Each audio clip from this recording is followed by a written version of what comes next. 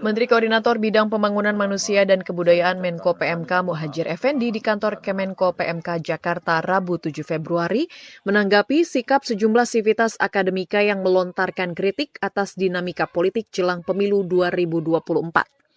Menurut mantan Rektor Universitas Muhammadiyah Malang ini, kampus diberi jaminan kebebasan untuk menyampaikan kritik, saran, hingga menyampaikan dinamika yang disebut dengan kebebasan mimbar akademik.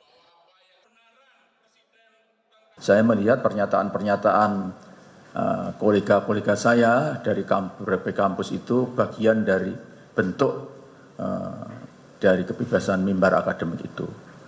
Dan itu sangat kita hormati, sangat kita hargai. Gitu.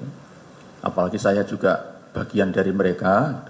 Saya kan pernah jadi rektor cukup lama, 16 tahun, jadi pahamlah yang itu. Muhadjir mengajak sivitas akademika untuk menjaga muruah kampus dalam berekspresi atas nama kebebasan mimbar akademik, tidak memiliki tendensi yang negatif dan tidak memprovokasi. Dia juga memastikan kritik dan saran sivitas akademika akan ditindaklanjuti oleh pemerintah. Dari Jakarta, Muhammad Ramdan, Septian Kaharfiana, Kantor Berita Antara, mewartakan.